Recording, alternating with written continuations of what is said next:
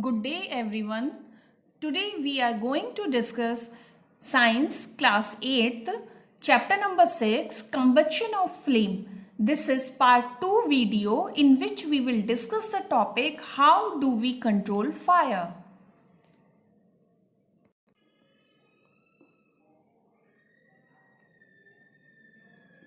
How do we control fire? You must have seen or heard of fire breaking out in homes, shops and factories. So, if such type of incident happened in your surrounding, what should you do first? First of all, you should find out the telephone number of the fire service in your area.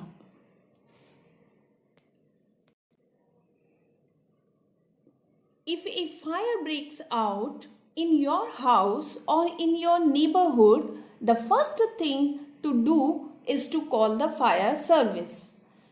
Here, Paheli is suggesting it is important that all of us know the telephone numbers of the fire service, because immediately if we did not have the telephone number, then it will be a major problem. So all of us should have the number of fire service. Here in the picture you can observe a fireman extinguish the fire by throwing water under pressure. So when the fire brigade arrives in an incident where there is the fire, first of all, they extinguish the fire by throwing the water under pressure. Now here we should understand how the water works on the fire. Actually, water cools the combustible material so that its temperature is brought below the ignition temperature. This prevents the fire from spreading.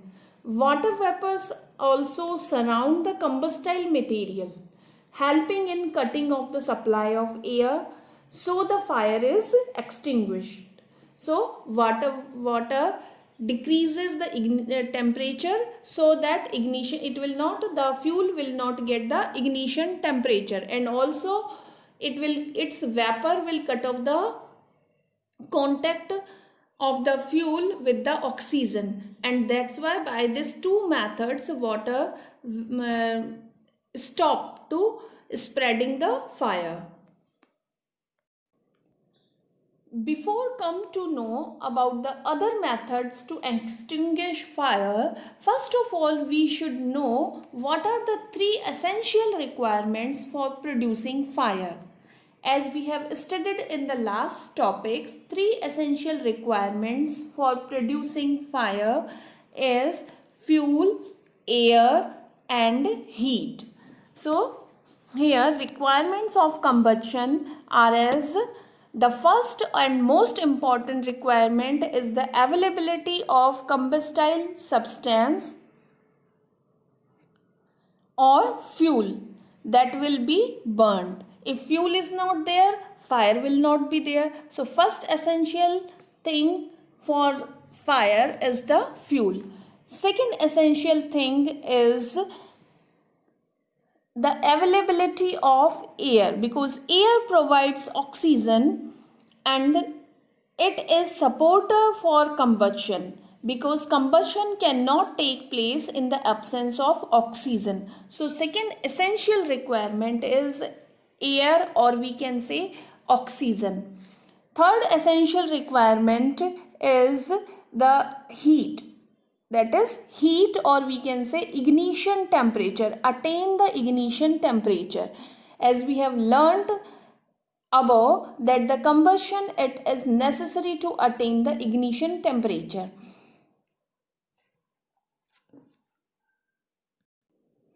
Now if we know what are the three essential requirements for producing fire, then we are able to control the fire. Fire can be controlled by removing one or more of these essential requirements. Either we can remove the fuel, either we can cut the contact with oxygen or air, and third one is we can decrease the temperature below than ignition temperature. Now here the job of the fire extinguisher is to cut off the supply of air or to bring down the temperature of the fuel or both. Here we should also notice that fuel is the most cases cannot be eliminated. If there is the fire, then we cannot go inside the fire and we cannot remove all the fuel, because if there is an incidence of fire in a building and the building catches fire, then whole building and whole things inside the building are actually the fuel, and we are not able to go inside the building and remove the fuel. It means removing the fuel will not be a proper method to extinguish fire. Then what is the proper method? That one is the using of water. First one is water can be used to extinguish fire, as water brings down the temperature and hence fire extinguishes in the absence. It brings down the temperature and hence fire extinguishes in the absence of heat. But this method can only be used if fire is due to wood or paper. If it is electrical fire, then this would be dangerous. We can get the shock. Method: it would be a dangerous method to use, as water conduct electricity and hence may you harm or the fire extinguisher may harm. This method would not work out in the case of oil or petrol fire too, as oil floats on water and hence continues to burn. So if there is the fire on the oil and petrol, then also water will not work, because as we know, water is heavier than oil or petrol. Oil and petrols are lighter than water. So as we will throw the water, water will go downside and oil and petrol will burn upside the water. So this will not be beneficial when the fire is because of oil and petrol. And also it is not beneficial when the fire is because of the electrical shock or electrical equipments, because the person who is using the water, he may get the shock, electrical shock. That's why water is not beneficial when there is the fire because of the electrical equipments and when there is the fire because of the oil or petrol. So only when the fire is due to wood or paper, then only water is beneficial. Now in the another situation, if the fire is due to the electrical fire or due to the oil and petrol, we should not use water. Instead of using water, we should use the fire extinguishers. In such cases, fire extinguishers will be the brilliant idea, as it contains carbon dioxide. Carbon dioxide, being heavier than oxygen, covers the fire and breaks the contact between fire and oxygen. So carbon dioxide covers the fuel because it is heavier than oxygen. It covers the fuel and oxygen will not get by the contact with the fuel, and fuel stops burning. In addition to this, it also cools down the fuel, because carbon dioxide is stored under pressure in cylinder, and when released it expands and cools down.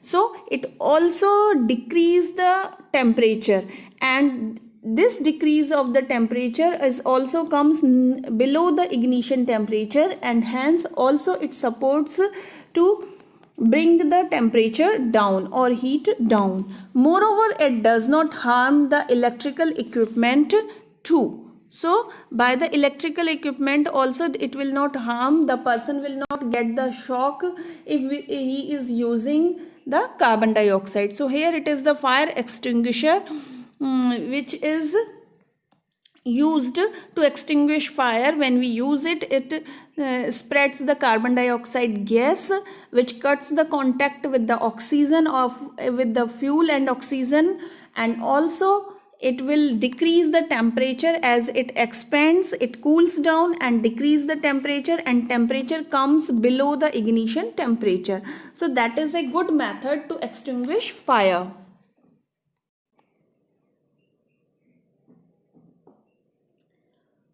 Now, how do we get the supply of carbon dioxide?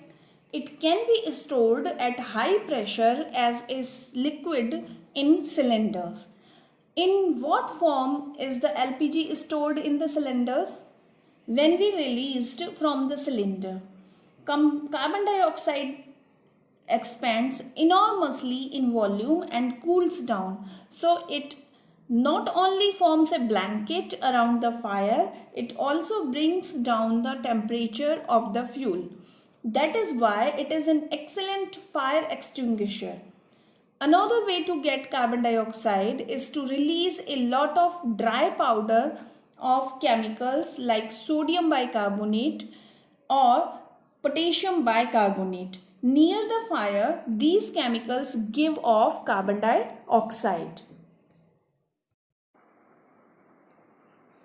Here in the picture you can see that a powder is spreaded here on the car. A powder is spreaded. This is sodium bicarbonate or baking soda or potassium bicarbonate spreading the dry powder of the chemicals like baking soda or potassium bicarbonate. It also releases carbon dioxide. So this is also one of the method to extinguish the fire, because these powders also produce carbon dioxide, which works to extinguish fire by cutting the fuel's contact with the oxygen and also decreasing the temperature. So here we can summarize all this topic in the following points. Fire can be controlled by removing one or more requirements essential for producing fire. Water is commonly used to control fires. Water cannot be used to control fire involving electrical equipments or oils. So here we should keep in our mind that for fires involving electrical equipment and inflammable materials like petrol, carbon dioxide is the best extinguisher. So students, I hope this video will be beneficial for you to understand the content, how do we control fire. Share the video with your other classmates, subscribe my YouTube channel NCERT Science Mantra and also press the bell icon. Thanks for watching the video.